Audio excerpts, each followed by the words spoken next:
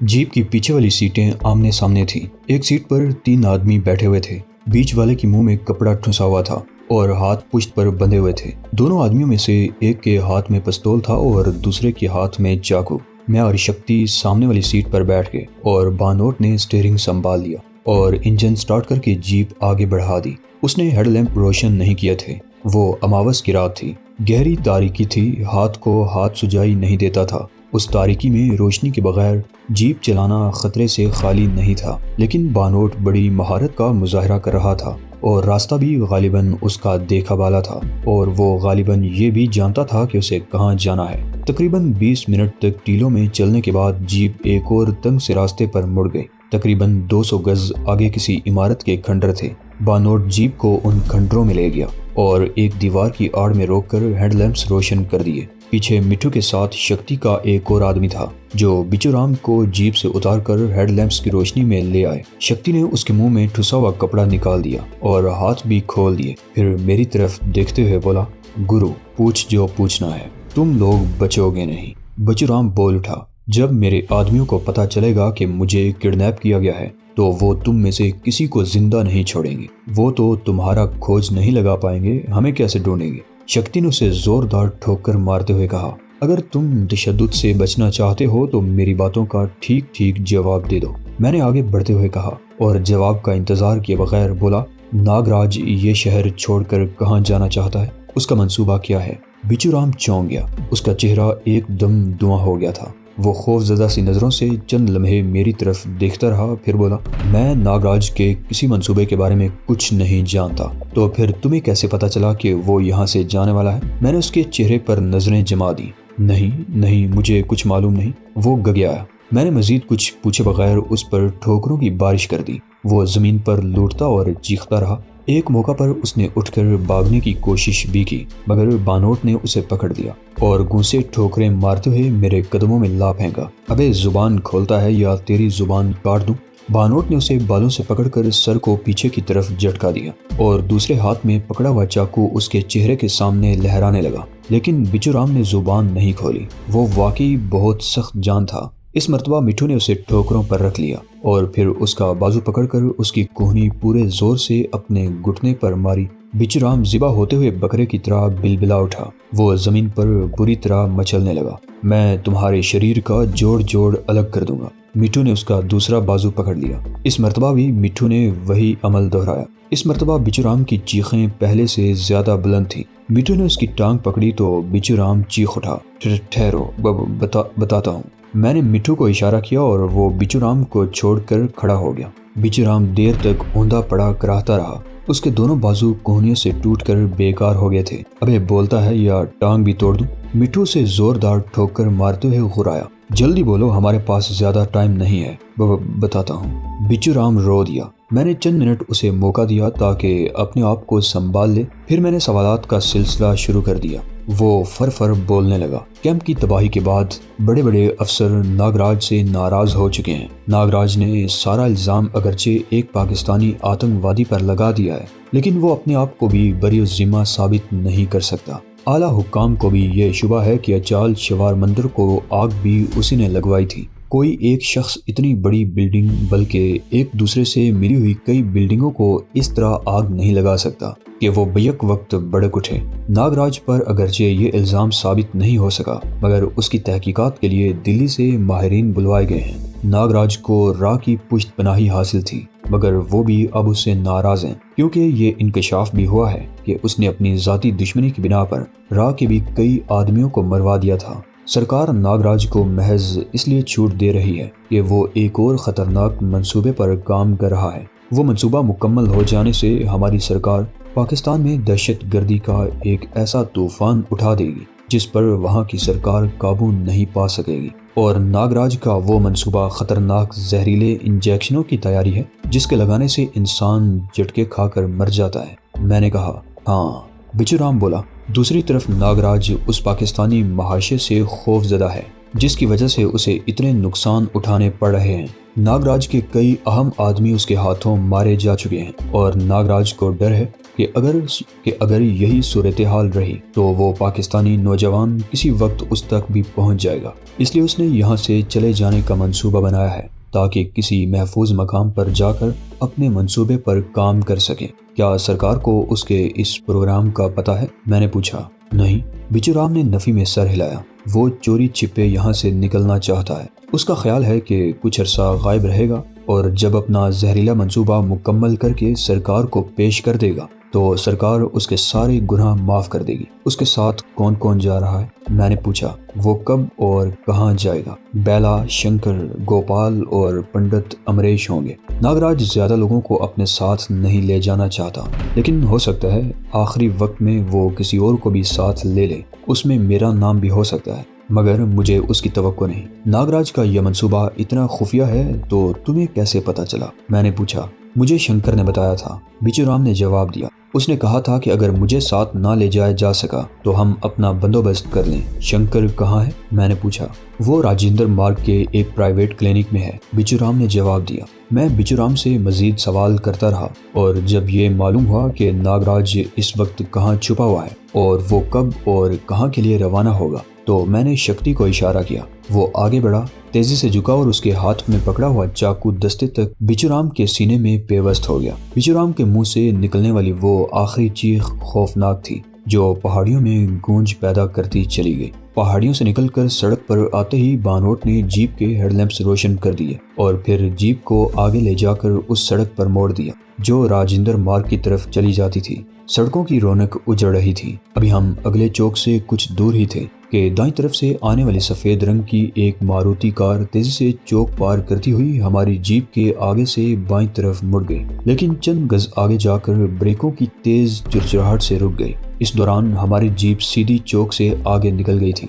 سفید ماروتی کار تیزی سے مڑ کر ہمارے پیچھے لگ گئی اور نہایت تیز رفتاری سے ہمیں اوورٹیک کرتی ہوئی آگے نکل گئی۔ شکتی پچھلی سیٹ پر میرے ساتھ بیٹھا ہوا تھا۔ وہ آگے کی طرف منہ کر کے چیخ اٹھا، بانوٹ ہوشیار، یہ بچو رام کے آدمی ہیں، انہوں نے شاید جیپ پہچان لی ہے، چنتا مت کرو، نمٹ لیں گے ان سے۔ بانوٹ نے بھی چیخ کر جواب دیا۔ کار میں صرف 2 آدمی تھے، ایک ڈرائیو کر رہا تھا اور دوسرا پچھلی سیٹ پر بیٹھا ہوا تھا۔ کار جیپ سے تقریباً 20 گز آگے نکل کر سڑک پر آڑی ترچھی رک گئی اور پچھلی سیٹ والا آدمی بڑی پھرتی سے اتر کر سامنے کھڑا ہو گیا۔ اس کے ہاتھ میں پستول تھا مگر اس کا رخ نیچے کی طرف تھا، جس سے اندازہ ہوتا تھا کہ وہ فوری طور پر گولی چلانے کا ارادہ نہیں رکھتا تھا۔ جب ہم پہاڑیوں کی طرف جا رہے تھے، بانوٹ نے بتایا تھا کہ کس طرح انہوں نے بچو رام کو شراب خانے سے باہر نکال کر گرفت میں لیا تھا اور اس کی جیپ لے اڑے تھے، اور میرا خیال تھا کہ اس کے کڈنیپ ہونے کا پتہ چل جانے پر اس کے آدمیوں نے اس کی تلاش شروع کر دی ہوگی اور اس ماروتی پر سوار آدمیوں نے جیپ کو دیکھ لیا تھا۔ وہ کوئی کارروائی کرنے سے پہلے تصدیق کر لینا چاہتے تھے کہ بچو رام جیپ میں ہے یا نہیں۔ ہوشیار، بانوٹ چیخا۔ اس کے ساتھ ہی اس نے پوری قوت سے ایکسیلیٹر دبا دیا۔ جیپ بندوق سے نکلی ہوئی گولی کی طرح آگے بڑھی۔ سامنے کھڑے ہوئے شخص نے چھلانگ لگا کر ایک طرف ہٹنے کی کوشش کی مگر جیپ کی ٹکر سے نہ بچ سکا۔ جیپ کی ٹکر کھا کر وہ کار سے ٹکرایا اور پھر دوسرے ہی لمحے جیپ اس شخص اور کار کو دھکیلتی ہوئی دور تک لے گئی۔ وہ شخص جیپ اور کار کے درمیان پچک کر رہ گیا تھا۔ ٹکر لگتے ہی کار کی ڈرائیونگ سیٹ پر بیٹھا ہوا شخص اچھل کر باہر گرا۔ وہ جیپ کی زد میں آنے سے بچ گیا تھا۔ اس نے زمین پر گرتے ہی گولی چلا دی تھی۔ گولی جیپ کی بائیں طرف والی ٹیل لائٹ پر لگی تھی مگر شکتی نے اسے دوسرا فائر کرنے کا موقع نہیں دیا۔ اس نے جیپ سے چھلانگ لگا دی اور ہوا میں اڑتا ہوا اس شخص کے اوپر جا گرا۔ جیپ ایک زوردار جھٹکے سے رک گئی۔ میں نے بھی چھلانگ لگا دی۔ وہ کار بری طرح پچک گئی اور اس آدمی کا تو کیما سا بن کر رہ گیا تھا۔ شکتی اور دوسرا آدمی آپس میں گتھم گتھا تھے۔ شکتی نے اس کا پستول والا ہاتھ گرفت میں لے رکھا تھا۔ میں نے تیزی سے آگے بڑھ کر اس شخص کے بازو پر پیر رکھ دیا اور پوری قوت سے اسے کچلنے لگا۔ اس کے ہاتھ کی انگلیاں کھل گئیں اور پستول شکتی کے قبضے میں آ گیا۔ شکتی اچھل کر کھڑا ہو گیا اور پے در پے اس کے سینے پر 3 گولیاں چلا دی۔ بانوٹ اس دوران جیپ کو ریورس میں لے کر کئی گز پیچھے لے جا چکا تھا۔ میں اور شکتی جیپ کی طرف دوڑے اور ہمارے بیٹھتے ہی جیپ اچھل کر آگے بڑھ گئی۔ مٹھو اور اس کا ساتھی پہلے ہی جیپ پر سوار ہو چکے تھے۔ بانوٹ، شکتی نے اس آدمی سے چھینا ہوا پستول جیب میں رکھتے ہوئے کہا، پہلے گرو کو اس کے ٹھکانے پر چھوڑ دو اور پھر جیپ کو کسی ویران سڑک پر چھوڑ دو۔ کس طرف جانا ہے گرو؟ آخری الفاظ اس نے میری طرف دیکھتے ہوئے کہے تھے۔ میں نے ادھر ادھر دیکھا اور پھر راستہ بتانے لگا، اور پھر رتنا کے مکان والی گلی سے تقریباً 2 فرلانگ کے فاصلے پر جیپ رکوا لی۔ میرے اترتے ہی جیپ فراٹے بھرتی ہوئی آگے نکل گئی تھی۔ میں جب رتنا کے مکان کے سامنے پہنچا تو رات آدھی سے زیادہ بیت چکی تھی۔ میں نے ہولے سے دستک دی۔ اس کے 1 منٹ بعد اندر والا دروازہ کھلا، قدموں کی ہلکی سی آواز ابھری اور باہر والے دروازے کے قریب رتنا کی سرگوشیانہ آواز سنائی دی۔ کون ہے؟ میں ہوں رتنا، دروازہ کھولو۔ میں نے بھی سرگوشی میں جواب دیا۔ دروازہ آہستگی سے کھل گیا اور میں اندر داخل ہو گیا۔ وہ دونوں جاگ رہی تھیں اور مجھے اندازہ لگانے میں دشواری پیش نہیں آئی کہ دونوں میں دوستی ہو چکی تھی، کیونکہ یہاں آنے کے بعد میں نے رادھا کے رویے میں کشیدگی اور تناؤ کے جو آثار محسوس کیے تھے وہ ختم ہو چکے تھے۔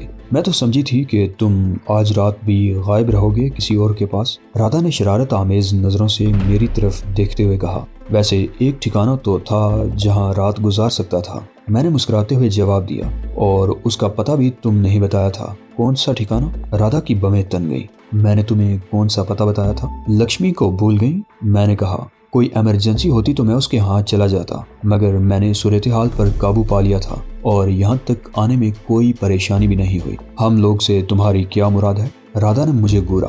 دشمنوں کے اس شہر میں میرے اور بھی کچھ ہمدرد ہیں، میں نے مسکراتے ہوئے جواب دیا، اور وہ بھی میرے ایک اشارے پر جان دینے اور لینے کو تیار رہتے ہیں، اور وہ لوگ آج رات کم از کم 3 آدمیوں کو نرک میں پہنچا چکے ہیں۔ اوہ! رادھا کے منہ سے گہرا سانس نکل گیا۔ بہرحال تم جس کام کے لیے گئے تھے اس کا کیا ہوا؟ وہی بتانے جا رہا ہوں، میں نے جواب دیا۔ رتنا کی اطلاع درست ہے، ناگراج یہ شہر چھوڑنے کا منصوبہ بنا رہا ہے۔ میں نے بچو رام سے سب کچھ اگلوا لیا ہے اور اس کی زبان بھی ہمیشہ کے لیے بند کر دی ہے۔ میں چند لمحوں کے لیے خاموش ہوا، پھر انہیں تفصیل سے سب کچھ بتانے لگا۔ آخر میں کہہ رہا تھا، راو والے بھی ناگراج سے ناراض ہیں۔ کیمپ کی تباہی کے باوجود اسے محض اس لیے چھوٹ دی جا رہی ہے کہ وہ زہریلے انجیکشن تیار کرنے کے منصوبے پر کام کر رہا ہے۔ ناگراج کا خیال ہے کہ یہاں رہ کر میری وجہ سے وہ سکون سے کام نہیں کر سکے گا۔ اس کے علاوہ راو والے بھی اسے پریشان کریں گے۔ اس کے لیے وہ چوری چھپے اپنے چند خاص آدمیوں کے ساتھ نکل جانے کا منصوبہ بنا رہا ہے۔ وہ کسی ایسی جگہ جانا چاہتا ہے جہاں راو والے بھی اس کا سراغ نہ لگا سکیں اور وہ سکون سے اپنے منصوبے پر کام کر سکے۔ اس کا خیال ہے کہ جب وہ اپنا منصوبہ مکمل کر کے پیش کرے گا تو سرکار اس کے پچھلے سارے گناہ معاف کر دے گی۔ میں چند لمحوں کو خاموش ہوا، پھر بولا، لیکن میں نہ تو اسے یہاں سے جانے کا موقع دوں گا اور نہ ہی وہ منصوبہ مکمل کرے گا۔ اس نے جس طرح میرے ملک کے بے گناہ شہریوں پر دہشت گردی کی صورت میں عذاب نازل کر رکھا ہے، اس کی میں اسے ایسی سزا دوں گا کہ آئندہ ایسا کوئی منصوبہ بناتے وقت یہاں کی سرکار کو 100 مرتبہ سوچنا پڑے گا۔ یہاں ناگراج جیسے لوگوں کی کمی نہیں ہے، تم ایک کو گولی مارو گے تو 10 ناگراج پیدا ہو جائیں گے۔ رادھا نے کہا، پاکستان میں بھی مجھ جیسے سر پھروں کی کمی نہیں ہے۔ میں نے کہا، ایک مرے گا تو 100 پیدا ہوں گے اور کسی دشمن کو اس کے گناؤنے مقاصد میں کامیاب نہیں ہونے دیں گے۔ ناگراج کو اتنی زیادہ چھوٹ ملنے کی ایک اور وجہ بھی ہے، رادھا نے میری طرف دیکھتے ہوئے کہا۔ چند سال پہلے FBI کا ایک آدمی ایک پولیس انسپیکٹر کے ہاتھوں مارا گیا تھا۔ وہ دونوں ایک ہی کیس پر کام کر رہے تھے۔ پولیس انسپیکٹر نے کامیابی کا صحرا اپنے سر سجانے کے لیے FBI کے ایجنٹ کو مار دیا اور الزام اس جرائم پیشہ گروہ کے سرغنہ پر تھوپ دیا جس کے بارے میں وہ لوگ تحقیقات کر رہے تھے، لیکن انسپیکٹر کا راز فاش ہو گیا اور عدالت نے اسے موت کی سزا دے دی۔ لیکن رادھا ایک لمحہ کو رکی، پھر کہنے لگی، لیکن ناگراج راہ کے کئی اہم آدمیوں کو موت کے گھاٹ اتار چکا ہے۔ سرکار اس کے بارے میں سب کچھ جانتی ہے، لیکن اسے چھوٹ دی جاتی رہی۔ اس کی وجہ صرف یہ نہیں کہ وہ بڑی کامیابی سے دہشت گردی کا کیمپ چلا رہا ہے، زہر کے انجیکشن اور بھی بہت کچھ۔ رادھا نے میری بات کاٹ دی۔ وہ پاکستان میں تخریب کاری، دہشت گردی اور لوٹ کا کھیل رچانے کے علاوہ اور بھی کئی اہم منصوبوں پر کام کر چکا ہے، اور بعض منصوبے تو ایسے ہیں کہ تمہارے ملک کے لوگ بڑی خوشی سے اس کا شکار ہو رہے ہیں۔ مثلاً میں نے الجھی ہوئی نگاہوں سے اس کی طرف دیکھا۔ ہیروئن؟ رادھا بولی، تمہارے ملک میں ہیروئن استعمال کرنے والوں کی تعداد 1 کروڑ سے تجاوز کر رہی ہے۔ یہ وہ زہر ہے جو آہستہ آہستہ خون میں اثر کرتا ہے اور اسے استعمال کرنے والا مفلوج ہو کر موت کی آغوش میں چلا جاتا ہے، اور لوگ یہ زہر خوشی سے پیتے ہیں، پیسے خرچ کر کے۔ وہ چند لمحوں کی خاموشی کے بعد پھر بولی، تمہارے نیتا ہیروئن کے پھیلاؤ کا الزام اب تک افغانستان پر تھوپتے رہے ہیں، اس میں شبہ نہیں کہ افغانستان سے بھی بڑی مقدار میں ہیروئن تمہارے ملک میں پہنچتی ہے، لیکن تمہارے ملک کے شمالی علاقوں میں بھی ہیروئن تیار کرنے کی لاتعداد فیکٹریاں کام کر رہی ہیں، اور ہیروئن کی تیاری میں جو کیمیکل استعمال ہوتا ہے وہ بھارت سے جاتا ہے۔ کیا؟ میں اچھل پڑا۔ یہ میرے لیے ایک سنسنی خیز انکشاف تھا۔ یہ سچ ہے، رادا نے کہا، یہ کیمیکل بہت مہنگا ہوتا ہے، لیکن پاکستانی اسمگلروں کو برائے نام قیمت پر فروخت کیا جاتا ہے، جسے وہ اپنی قیمت پر اپنے دیش میں ہیروئن تیار کرنے والوں کو فروخت کر دیتے ہیں۔ لیکن اس کا ناگراج سے کیا تعلق؟ میں نے پوچھا۔ اس کیمیکل کا فارمولہ بھی ناگراج ہی کے شیطانی دماغ کی پیداوار ہے، رادا نے جواب دیا۔ ناگراج بنیادی طور پر ایک سنیاسی ہے، اسے جڑی بوٹیوں اور سانپوں پر اتھارٹی سمجھا جاتا ہے۔ انہی چیزوں کی وجہ سے وہ سرکاری نظروں میں آ گیا، اور سرکار نے اس کی ان صلاحیتوں سے فائدہ اٹھانے کا فیصلہ کر لیا۔ ناگراج نے اپنے آپ کو بہت بڑا دہشت گرد بھی ثابت کیا ہے۔ اس نے تشدد کر کے ایسے طریقے ایجاد کیے ہیں پتھر بھی بولنے پر مجبور ہو جائیں۔ ہماری پولیس بڑے بڑے مجرموں کی زبان کھلوانے کے لیے وہی طریقے استعمال کرتی ہے۔ سرکار نے ناگراج کو بہت سے پروجیکٹ سونپ دیے جنہیں وہ بڑی کامیابی سے چلا رہا ہے۔ دہشت گردی کی تربیت کا کیمپ تم نے تباہ کر دیا۔ زہر کے انجیکشنوں کی تیاری والا منصوبہ آخری مرحلے میں ہے، مگر ہیروئن کی تیاری میں استعمال ہونے والے کیمیکل کا منصوبہ بڑی کامیابی سے جاری ہے۔ یہ کیمیکل بڑی مقدار میں کامیابی سے پاکستان سمگل کیا جا رہا ہے۔ یہ کیمیکل کہاں تیار ہوتا ہے؟ ماؤنٹ ایو میں؟ میں نے پوچھا۔ نہیں، رادا نے نفی میں سر ہلا دیا۔ اس کی فیکٹری پوکھران میں ہے، وہیں سے یہ کیمیکل سرحد پار تھر اور چولستان کی طرف سمگل کیا جاتا ہے۔ اس وقت رات کے 2 بج رہے تھے۔ میری اور رادا کی باتوں کے دوران ہی رتنا چائے بنا کر لے آئی تھی، اور میں چائے کی چسکیاں لیتے ہوئے رادا کی باتوں پر غور کر رہا تھا۔ ایسی باتیں کسی عام آدمی کے علم میں نہیں ہوتی، صرف وہی شخص جان سکتا ہے جس کا تعلق اندر سے ہو۔ رادا نے مجھے اپنے بارے میں کچھ اور بتایا تھا، لیکن اب اس کی باتوں سے میں بہت کچھ سوچنے پر مجبور ہو گیا تھا۔ کیا رادا بھی الکا اگئی ہوتری کی طرح رائے یا کسی اور تنظیم سے تعلق رکھتی ہے، اور کسی خاص مقصد کے لیے میری مدد کر کے اپنے آدمی مروا رہی ہے؟ کیا سوچ رہے؟ رادا نے مجھے خاموش پا کر پوچھا۔ کہیں تم بھی؟ میں نے اس کی طرف دیکھتے ہوئے جان بوجھ کر جملہ ادھورا چھوڑ دیا۔ رادا نے ہلکا سا کہا لگایا۔ مجھے شبہ تھا تم یہ بات کہو گے، لیکن میرے بارے میں سچ وہی ہے جو تمہیں بتا چکی ہوں۔ لیکن تم شاید بھول گئے ہو کہ میں کئی سال سے الکا اگئی ہوتری کے ساتھ تھی، اور میں اس کے بہت سے راز جانتی تھی۔ اگر ہمیں اس رات آشرم کے تہہ خانے میں رکنے کا موقع ملتا تو تم اطمینان سے تمام فائلیں پڑھ لیتے۔ اس کے پاس ناگراج کے بارے میں مکمل ریکارڈ موجود ہے۔ وہ چند لمحوں کو خاموش ہوئی، پھر بولی، میرے بارے میں تمہیں اطمینان رکھنا چاہیے۔ میں تمہارے ساتھ دھوکہ نہیں کروں گی۔ تم مجھے آزما چکے ہو، اور میں مزید ہر آزمائش کے لیے تیار ہوں۔ مجھے تم پر بھروسہ ہے، میں نے مسکراتے ہوئے کہا۔ اب ہمیں یوں ہاتھ پر ہاتھ رکھے بیٹھے رہنا نہیں چاہیے۔ میں ناگراج کو اس شہر سے نکلنے کا موقع نہیں دینا چاہتا۔ تو پھر کیا پروگرام ہے؟ رادا نے سوالیہ نگاہوں سے میری طرف دیکھا۔ ناگراج کے ٹھکانے کا پتہ چل گیا ہے۔ گوپال اور 1-2 اور آدمی اس کے ساتھ ہیں، لیکن میں فی الحال اسے نہیں چھیڑنا چاہتا۔ البتہ میرا خیال ہے کل شنکر پر ہاتھ ڈال دیا جائے، اور وہ راجندر مارگ کے ایک پرائیویٹ کلینک میں آرام کر رہا ہے۔ کون سا کلینک؟ رادا نے پوچھا۔ میں نے اسے وہ نام بتا دیا جو بچورام سے معلوم ہوا تھا، پھر بولا، شنکر کو بچورام اور 2 دوسرے آدمیوں کے مرنے کی اطلاع پہنچ چکی ہوگی۔ بچورام کے بارے میں شاید وہ اس شبے میں مبتلا رہے کہ اسے کہیں غائب کر دیا گیا ہے، لیکن میں اسے کچھ سوچنے کا موقع نہیں دینا چاہتا ہوں کہ کل رات ہی اس سے نمٹ لیا جائے۔ شاردا کلینک تو یہاں سے زیادہ دور نہیں، زیادہ سے زیادہ 1 میل کا فاصلہ ہے۔ رتنا نے ہماری گفتگو کے دوران پہلی مرتبہ زبان کھولی، اور میں اس کلینک کی مالکہ ڈاکٹر شاردا کو بھی اچھی طرح جانتی ہوں۔ یہ کئی مرتبہ ہمارے ریسٹورنٹ میں اپنے دوستوں کے ساتھ آ چکی ہے، اور جب اس کے ہاں کوئی تقریب ہوتی ہے تو کیٹرنگ کی سروس ہمارے ریسٹورنٹ ہی کو دی جاتی ہے۔ وہ بہت مہنگا کلینک ہے، بڑے بڑے لوگ ہی وہاں جاتے ہیں۔ گڈ، میری آنکھوں میں چمک ابھر آئی۔ اس کا مطلب ہے تم 1-2 دن کے لیے وہاں داخلہ لے سکتی ہو۔ کیوں بھائی، مجھے کیا تکلیف ہے؟ رتنا نے مجھے گورا۔ ابھی میں تمہارے پیٹ میں ایک زوردار گھونسا ماروں تو تمہیں بہت سی تکلیفیں لاحق ہو سکتی ہیں۔ میں نے کہا، ان جیسے پرائیویٹ کلینکوں میں داخل ہونے کے لیے کسی خاص وجہ یا بیماری کی ضرورت نہیں ہوتی۔ نخرہ بھی تو کوئی چیز ہوتی ہے۔ دولت مند لوگوں کو تو چھینک بھی آتی ہے تو وہ علاج کے لیے ولایت اور امریکہ بھاگ جاتے ہیں، لیکن میں اتنی دولت مند تو نہیں کہ… اوہ کمان، میں نے اسے ٹوک دیا۔ میری بات کو سمجھنے کی کوشش کرو۔ سمجھ گئے۔ رتنا نے فوراً ہی اس بات میں سر ہلا دیا۔ اور پھر ہم دیر تک منصوبہ بناتے رہے۔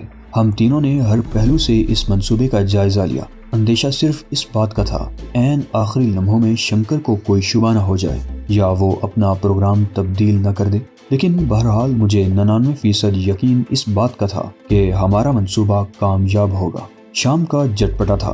راجندر مارگ کی شاپنگ ایریا میں بڑی رونق تھی۔ تمام ریسٹورنٹس پوری طرح آباد تھے۔ فٹ پاتھوں پر کھانے پینے کی چیزوں کے تھیلوں پر بھی گاہک نو نوش میں مشغول تھے۔ دکانوں کی بتیاں جگمگا اٹھی تھیں۔ میں اور لکشمی ہاتھ میں ہاتھ ڈالے دکانوں کے سامنے فٹ پاتھ پر ادھر ادھر دیکھتے ہوئے اس طرح چل رہے تھے جیسے پہلی مرتبہ اس شہر میں آئے ہوں۔ لکشمی نے جو راجستھانی لباس پہن رکھا تھا اس کی تراش ایسی تھی کہ اس کے بدن کی جھلکیاں واضح طور پر دکھائی دے رہی تھی۔ میں بھی راجستھانی لباس ہی میں تھا، لیکن میرے اور لکشمی کے حلیے میں زمین آسمان کا فرق تھا۔ وہ اپسرا لگ رہی تھی اور مجھے دیکھ کر ہر کوئی اندازہ لگا سکتا تھا کہ سیدھا جنگل سے آ رہا ہوں۔ اکثر لوگ مڑ کر ہماری طرف دیکھ رہے تھے۔ ہم چوک کے قریب ایک ریسٹورنٹ میں داخل ہو کر ایک ایسی جگہ پر بیٹھ گئے جہاں سے باہر کا نظارہ بھی کیا جا سکتا تھا۔ اس ریسٹورنٹ میں عین سامنے سڑک کے دوسری طرف ایک بہت بڑا شراب خانہ تھا۔ یہ وہی چوک تھا جہاں 2 سال پہلے لکشمی اور شنکر میں لڑائی ہوئی تھی اور شنکر نے اسے بے لباس کر کے بالوں سے پکڑ کر سڑک پر گھسیٹا تھا۔ اس علاقے میں کچھ لوگ لکشمی کو جانتے بھی تھے۔ جب ہم ریسٹورنٹ میں داخل ہوئے تو کاؤنٹر پر بیٹھے ہوئے مٹکے جیسی تن والے سیٹھ نے عجیب سی نظروں سے ہم دونوں کی طرف دیکھا۔ رات کو میں نے جو منصوبہ بنایا تھا اس میں رتنا کو سب سے زیادہ اہم کردار ادا کرنا تھا۔ وہ آج صبح چلی گئی تھی اور اس کے واپس نہ آنے کا مطلب تھا کہ اس نے شاردا کلینک میں داخلہ لے لیا تھا۔ میرے حوالے سے اسے کوئی نہیں جانتا تھا۔ شنکر بھی اس کلینک میں تھا اور رتنا کو اسے اپنے حسن و شباب کے جال میں پھنسا کر کلینک سے باہر نکالنا تھا اور اسی چوک پر لے کر آنا تھا۔ مجھے امید تھی کہ رتنا کو اپنے مقصد میں ناکامی نہیں ہوگی۔ شنکر جیسے عیاش مرد رتنا جیسی حسین عورتوں کے جال میں بڑی آسانی سے پھنس جاتے ہیں۔ اس وقت 7 بجنے والے تھے۔ میں اور لکشمی چائے پی چکے تھے۔ میں نے ویٹر کو بلا کر بل ادا کر دیا تھا۔ میں بار بار سامنے والے شراب خانے کی طرف دیکھ رہا تھا۔ 7:15 بجے کے قریب بغیر چھت کے ایک جیپ شراب خانے کے سامنے آ کر رکی۔ جیپ میں 4 افراد تھے۔ ڈرائیونگ سیٹ پر شنکر تھا۔ وہ لمبے تڑنگے قد اور کثرتی بدن کا مالک تھا۔ سر گنجا تھا، شیو بنا ہوا تھا اور مونچھیں اتنی بڑی تھی کہ 2-3 سال کا بچہ انہیں پکڑ کر جھولا جھول سکتا تھا۔ اس کے ساتھ والی سیٹ پر رتنا بیٹھی ہوئی تھی۔ اس نے ساڑی پہن رکھی تھی۔ پچھلی سیٹ پر 2 آدمی بیٹھے ہوئے تھے۔ وہ شکل اور اپنے حلیے سے چھٹے ہوئے بدماش لگ رہے تھے۔ ان میں ایک کے ہاتھ میں چوڑے بلیڈ والی تلوار تھی اور دوسرے کے ہاتھ میں پستول یا ریوالور۔ جیپ رکنے کے چند سیکنڈ بعد ہی شراب خانے کے باہر کھڑے ہوئے لوگ ادھر ادھر کھسکنے لگے۔